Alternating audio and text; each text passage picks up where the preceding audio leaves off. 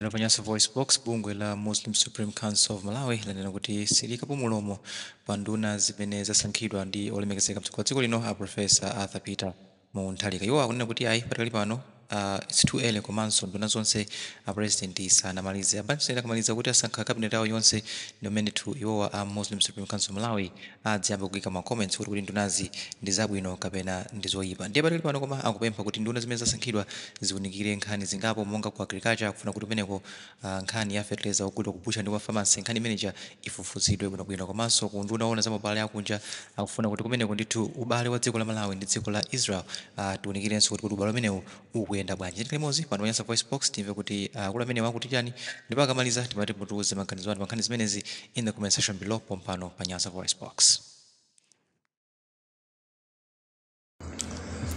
Joyamba ndiyankhe funso limene mwafunsa inu kunena kuti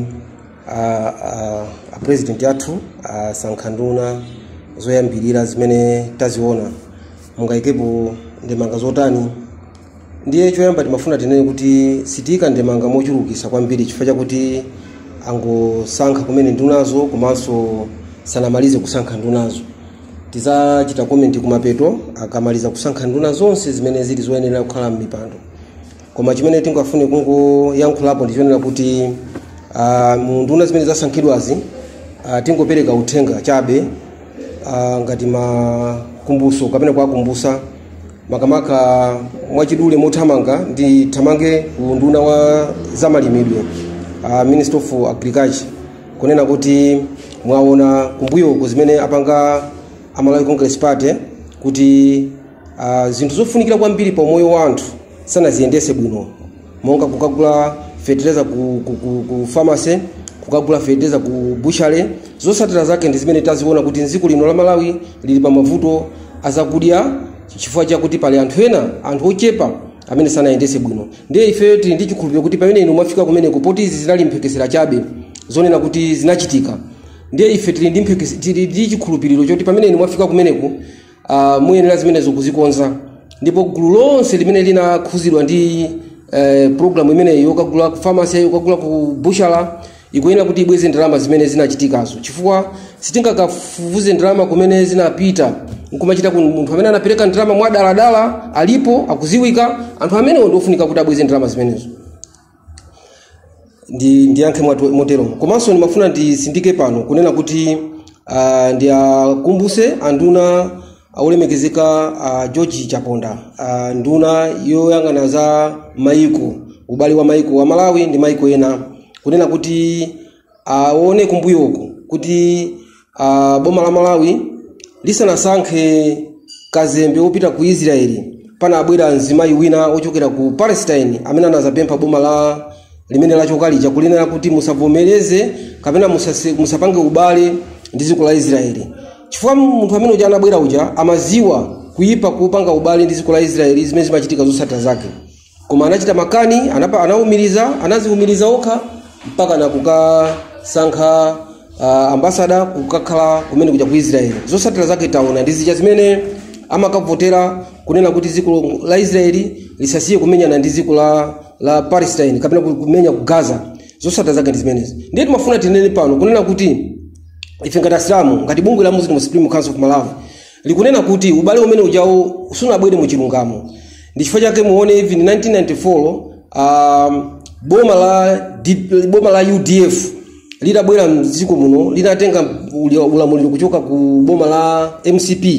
Ubale umene uja unathesedwa chifukwa chakuti dziko la Israeli dziko lililonse limene limagwira ntchito ndi Israeli dziko limene lonse limakhala pa mtendere limakhala ndi zinthu zochuluka zimene zimapanga zinthu mosaonekera imapanga zinthu zambiri mwachinyengo makamaka kuzera ku bungwe la ulija la Mossad limene silimakhala bungwe labwino iye limene limachita ukazitape osakhala wabwino umene umapanga kupereka upangiri wachabe.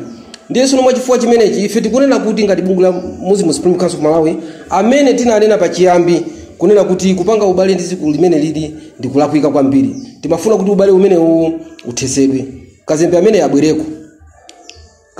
yabwereko chifukwa chakuti palibe chimene ya Malawi apindula kuchokera ku Israeli. Zosatira zake ndi zimene taona kuti anyamata athu apita kumakagwira ntchito kumene kuja pano patifuna tipeze report pamene parliament ikusegulidwa tifuna tiziwe zeni anyamata amene anapita ku Israeli kodi panopa adasala kwa anthu angati, kodi panopa anthu amene anathawawo anathawira mayiko ati.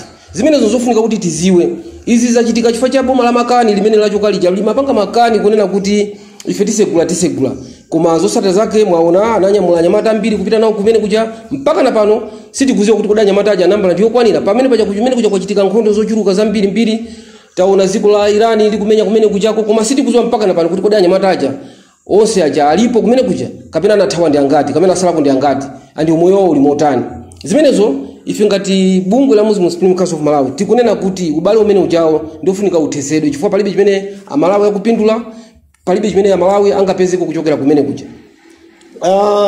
Timafuna sopano tinene poera kuthokoza komalizira kunena kuti a president atipasa nduna zimenezi komanso tikuthokoza kunena kuti a president asankha Asamiu Suleiman amene apereka zina lawo kunena kuti lipite ku nyumba ya malamulo kuti likavomereze kuti akhale speaker. Ife ngati asilamu, kwa ife ngati bungwe la Muslim Supreme Council of Malawi, ife tikuona kuti apanga chiganizo chabwino. Izi tikunena chifukwa chakuti munthawi ya kampeni panali magulu ena amene akhala kuzungulira nziko muno kumanena kuti boma la DPP limadana ndi asilamu. Ife takhati kwauza anthu kuti zosatheka kuti chipani chikakhale chikudana ndi chipembedzo chilichonse ausatheka. Nchifukwa kuti malimbikisa anthu kunena kuti anthu akaponye voti mosayangana chipembedzo, mosayangana mtundu, koma akaponye voti lonena kuti dziko la Malawi likhale pa mtendere.